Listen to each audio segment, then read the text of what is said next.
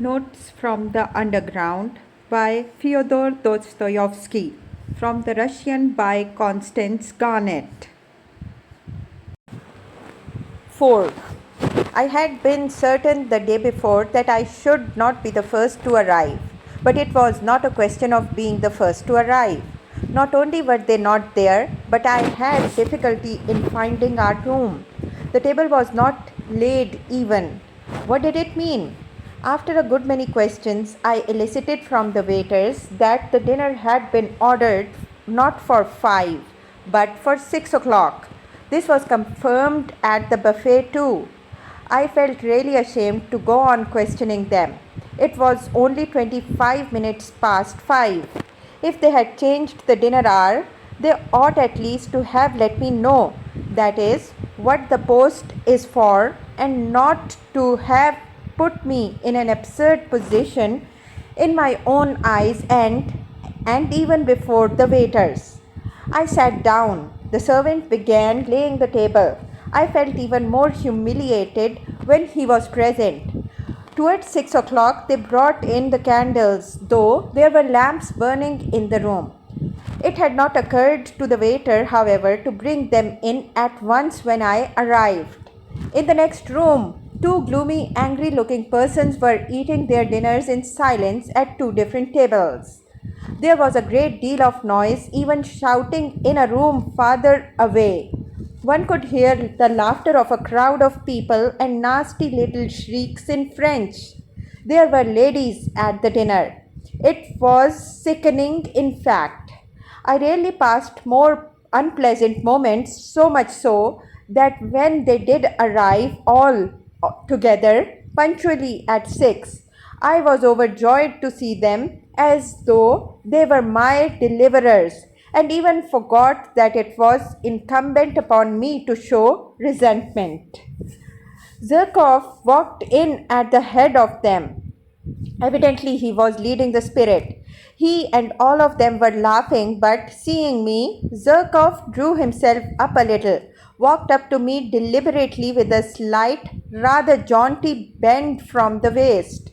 He shook hands with me in a friendly but not overly friendly fashion, with a sort of circumspect courtesy like that of a general, as though in giving me his hand he were warding off something. I had imagined, on the contrary, that on coming in he would at once break into his habitual thin, shrill laugh and fall to making his insipid jokes and witticisms. I had been preparing for them ever since the previous day, but I had not expected such condescension, such high official courtesy. So, then, he felt himself ineffably superior to me in every respect. If he only meant to insult me by that high official tone, it would not matter, I thought. I could pay him back for it one way or another. But what if, in reality, without the least desire to be offensive, that sheepshead had a notion in earnest that he was superior to me and could only look at me in a patronizing way? The very supposition made me gasp. I was surprised to hear of your desire to join us, he began, lisping and drawling, which was something new. You and I seem to have seen nothing of one another. You fight shy of us. You shouldn't. We are not such terrible people as you think. Well, anyway, I'm glad to renew our acquaintance. And he turned carelessly to put down his hat on the window. Have you been waiting long? Trudelboff inquired. I arrived at 5 o'clock as you told me yesterday, I answered aloud with an irritability that threatened an explosion. Didn't you let him know that we had changed the hour? Said Trudelboff to Simonov. No, I didn't. I forgot, the latter replied with no sign of regret and without even apologizing to me. He went off to order the hors d'oeuvre. So you've been here a whole hour. Oh, poor fellow. Zherkov cried ironically, for to his notions this was bound to be extremely funny. That rascal Fitchkin followed with his nasty little snigger like a puppy yapping. My position struck him, too, as exquisitely ludicrous and embarrassing. It isn't funny at all, I cried to Fitchkin, more and more irritated. It wasn't my fault, but other people's. They neglected to let me know. It was simply absurd. It's not only absurd, but something else as well, muttered Trudelboff, naively taking my part. You're not hard enough up on it. It was simply rudeness, unintentional, of course, and how could Simonov? If a trick like that had been played on me, observed Fetfichkin, I should. But you should have ordered something for yourself, Zherkov interrupted, or simply asked for dinner without waiting for us. You will allow that? I might have done that without your permission. I rapped out. If I waited, it was. Let's sit down, gentlemen, cried Simonov, coming in. Everything is ready. I can answer for the champagne. It is capitally frozen. You see, I did not know your address. Where was I to look for you? He suddenly turned to me, but again he seemed to avoid looking at me. Evidently, he had something against me. It must have been what happened yesterday. All sat down. I did the same. It was a round table. Krudelyubov was on my left, Simonov on my right. Zherkov was sitting opposite, Fitchkin next to him, between him and Krudelyubov. Tell me, are you in the government office? Zherkov went on attending to me. Seeing that I was embarrassed, he seriously thought that he ought to be friendly to me and, so to speak, cheer me up. Does he want me to throw a bottle at his head? I thought in a fury. In my novel surroundings, I was unnaturally ready to be irritated. In the office, I answered jerkily, with my eyes on my plate. And have you a good berth? I say, what made you leave your original job? What made me was that I wanted to leave my original job. I drawled more than he, hardly able to control myself. Fitchkin went off into a guffaw. Simonov looked at me ironically. Tudrelupov left off eating and began looking at me with curiosity. Zherkov winced, but he tried not to notice. And the remuneration? What remuneration? I mean your salary. Why are you cross-examining me? However, I told him at once what my salary was. I turned horribly red. It is not very handsome, Zherkov observed majestically. Yes, you can't afford to dine at cafes on that. Fitchkin added insolently. To my thinking, it's very poor, Trudelubov observed gravely. And how thin you have grown. How have you changed? Added Zherkov, with a shade of venom in his voice, scanning me and my attire with a sort of insolent compassion. Oh, spare his blushes, cried Fitchkin, sniggering. My dear sir, allow me to tell you I am not blushing. I broke out at last. Do you hear? I am dining here at this cafe at my own expense, not at other people's. Note that, Mr. Fitchkin. What? Isn't everyone here dining at his own expense? You would seem to be. Fitchkin flew out at me, turning as red as a lobster and looking me in the face with fury. That, I answered, feeling I had gone too far. And I imagine it would be better to talk of something more intelligent. You intend to show off your intelligence, I suppose. Don't disturb yourself. That would be quite out of place here. Why are you clacking away like that, my good sir? Eh? Have you gone out of your wits in your office? Enough, gentlemen, enough, Zherkov cried authoritatively. How stupid it is, muttered Simonov. It really is stupid. We have met here, a company of friends, for a farewell dinner to a comrade, and you carry on an altercation, said Trudolyubov, rudely addressing himself to me alone. You invited yourself to join us, so don't disturb the general harmony. Enough, enough, cried Zherkov. Give over, gentlemen. It's out of place. Better let me tell you how I nearly got married the day before yesterday. And then followed a burlesque narrative of how this gentleman had almost been married 2 days before. There was not a word about the marriage, however, but the story was adorned with generals, colonels, and kammerjunkers, while Zherkov almost took the lead among them. It was greeted with approving laughter. Fertfichkin positively squealed. No one paid any attention to me, and I sat crushed and humiliated.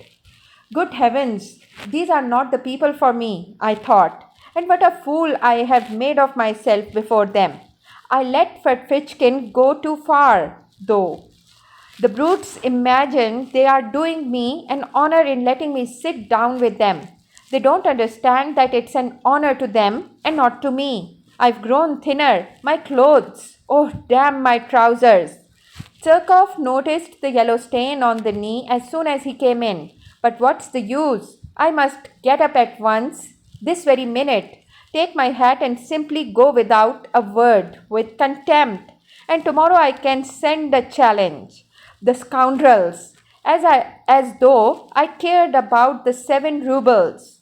They may think, damn it, I don't care about the 7 rubles. I'll go this minute. Of course, I remained. I drank sherry and left it by the glassful in my discomfiture.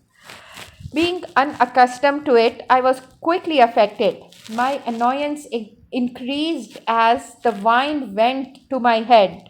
I longed all at once to insult them all in a most flagrant manner and then go away, to seize the moment and show what I could do, so that they would say, "He's clever, though he's absurd," and, in fact, damn them all. I scanned them all insolently with my drowsy eyes, but they seemed to have forgotten me altogether. They were noisy, vociferous, cheerful. Zherkov was talking all the time. I began listening. Zherkov was talking of some exuberant lady whom he had at last led on to declaring her love. Of course, he was lying like a horse, and how he had been helped in this affair by an intimate friend of his, a Prince Kolya, an officer in the Hussars, who had 3,000 serfs.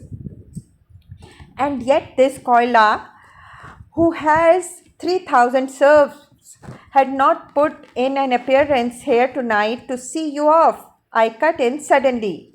For 1 minute everyone was silent. You are drunk already? Trudolyubov deigned to notice me at last, glancing contemptuously in my direction. Zherkov, without a word, examined me as though I were an insect. I dropped my eyes. Simonov made haste to fill up the glasses with champagne. Trudolyubov raised his glass, as did everyone else but me. Your health and good luck on the journey, he cried to Zherkov. To old times, to our future, hurrah! They all tossed off their glasses and crowded round Zherkov to kiss him. I did not move. My full glass stood untouched before me. Why, aren't you going to drink? Roared Trudolyubov, losing patience and turning menacingly to me. I want to make a speech separately on my own account, and then I'll drink it, Mr. Trudolyubov. Spiteful brute, muttered Simonov. I drew myself up in my chair and feverishly seized my glass, prepared for something extraordinary, though I did not know myself precisely what I was going to say. Silence, cried Fertfichkin. Now for a display of wit. Zherkov waited very gravely, knowing what was coming. Mr. Lieutenant Zherkov, I began. Let me tell you that I hate phrases, phrase mongers, and men in corsets. That's the first point, and there is a second one to follow it. There was a general stir. The second point is I hate ribaldry and ribald talkers, especially ribald talkers. The third point is I love justice, truth, and honesty. I went on almost mechanically, for I was beginning to shiver with horror myself and had no idea how I came to be talking like this. I love, though, Monsieur Zherkov. I love true comradeship on an equal footing and not. I love, but however, why not? I will drink your health too, Mr. Zherkov. Seduce the Circassian girls, shoot the enemies of the fatherland, and to your health, Monsieur Zherkov. Zherkov got up from his seat, bowed to me, and said, I am very much obliged to you. He was frightfully offended and turned pale. Damn the fellow, roared to Dostoevsky, bringing his fist down on the table. Well, he wants a punch in the face for that, squealed Fertvitskin. We ought to turn him out, muttered Simonov. Not a word, gentlemen, not a movement, cried Zherkov solemnly, checking the general indignation. I thank you all, but I can't show him for myself how much value I attach to his words. Mr. Fitskin, you will give me satisfaction tomorrow for your words just now, I said aloud, turning with dignity to Fertvitskin. A duel, you mean? Certainly, he answered. But probably I was so ridiculous as I challenged him, and it was so out of keeping with my appearance that everyone, including Fertvitskin, was prostrate with laughter. Yes, let him alone, of course. He's quite drunk, Dostoevsky said with disgust. I shall never forgive myself for letting him join us, Simonov muttered again. Now is the time to throw a bottle at their heads, I thought to myself. I picked up the bottle and filled my glass. No, I'd better sit on the end. I went on thinking, you would be pleased, my friends, if I went away. Nothing will induce me to go. I'll go on sitting here and drinking to the end, on purpose as a sign that I don't think you of the slightest consequence. I will go on sitting and drinking because this is a public house and I've paid my entrance money. I'll sit here and drink, for I look upon you as so many pawns, as inanimate pawns. I'll sit here and drink and sing if I want to. Yes, sing, for I have the right to sing. But I did not sing. I simply tried not to look at any of them. I assumed most unconcerned attitudes and waited with impatience for them to speak first. But alas, they did not address me. And oh, how I wished at that moment to be reconciled to them. It struck 8 at last, 9. They moved from the table to the sofa. Zherkov stretched himself on a lounge and put one foot on a round table. Wine was brought there. He did, as a fact, order 3 bottles on his own account. I, of course, was not invited to join them. They all sat round him on a sofa. They listened to him almost with reverence. It was evident that they were fond of him. What for? What for? I wondered. From time to time they were moved to drunken enthusiasm and kissed each other. They talked of the Caucasus, of the nature of true passion, of snug berths in the service, of the income of an hussar called Podharsky, whom none of them knew personally and rejoiced in the largeness of it, of the extraordinary grace and beauty of a Princess D, whom none of them had ever seen. Then it came to Shakespeare's being immortal. I smiled contemptuously and walked up and down the other side of the room, opposite the sofa, from the table to the stove and back again. I tried my very utmost to show them that I could do without them, and yet I purposely made a noise with my boots, thumping with my heels. But it was all in vain. They paid no attention. I had the patience to walk up and down in front of them from 8 o'clock till 11, in the same place, from the same table to the stove and back again. I walk up and down to please myself, and no one can prevent me. The waiter who came into the room stopped from time to time to look at me. I was somewhat giddy from turning round so often. At moments, it seemed to me that I was in delirium. During those 3 hours, I was 3 times soaked with sweat and dry again.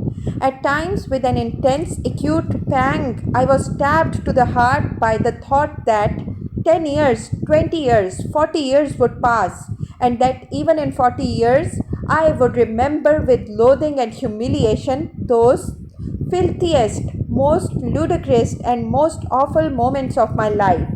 No one could have gone out of his way to degrade himself more shamelessly, and I fully realized it, fully. And yet I went on pacing up and down from table to the stove. Oh, if you only knew what thoughts and feelings I am capable of, how cultured I am. I thought at moments, mentally addressing the sofa on which my enemies were sitting, but my enemies behaved as though I were not even in the room. Once, only once, they turned towards me just when Chekhov was talking about Shakespeare, and I suddenly gave a contemptuous laugh. I laughed in such an affected and disgusting way that they all at once broke off their conversation and silently and gravely for 2 minutes watched me walking up and down from the table to the stove, taking no notice of them. But nothing came of it. They said nothing, and 2 minutes later they ceased to notice me again. It struck 11. Friends, cried Chekhov, getting up from the sofa. Let us all be off now. There. Of course, the others assented. I turned sharply to Chekhov. I was so harassed, so exhausted that I would have cut my throat to put an end to it. I was in a fever, my hair soaked with perspiration, stuck to my forehead and temples. Chekhov, I beg your pardon, I said abruptly and resolutely. Ferfetchkin, yours too, and everyone's. I have insulted you all. Ah, a duel is not in your line, old man, Ferfetchkin hissed venomously. It sent a sharp pang to my heart. No, it's not the duel I'm afraid of, Ferfetchkin. I am ready to fight you tomorrow after we are reconciled.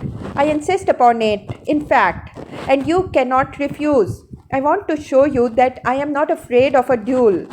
You shall fire first, and I shall fire into the air.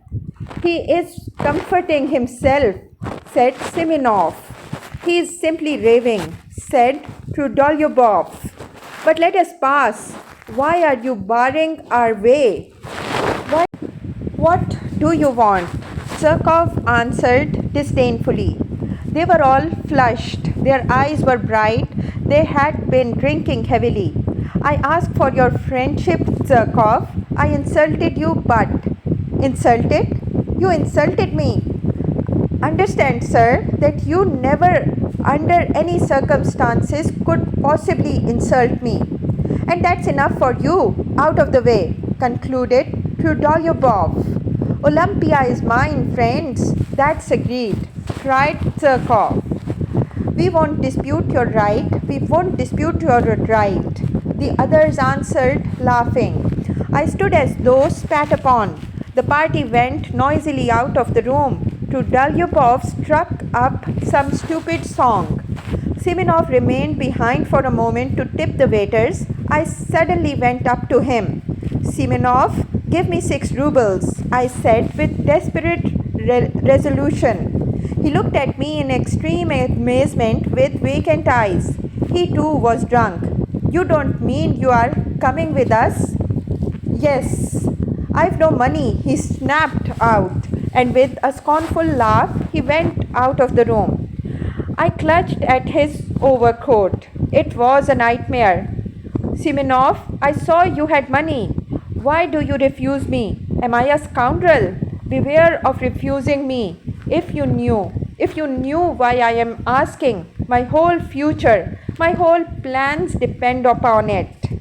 Simonov pulled out the money and almost flung it at me. Take it if you have no sense of shame, he pronounced pitilessly, and ran to overtake them. I was left for a moment alone. Disorder, the remains of dinner, a broken wine glass on the floor, spilt wine, cigarette ends, fumes of drinks and delirium in my brain, an agonizing misery in my heart, and finally the waiter, who had seen and heard all and was looking inquisitively into my face. I'm going there, I cried. Either they shall all go down on their knees to beg for my friendship, or I will give Zherkov a slap in the face.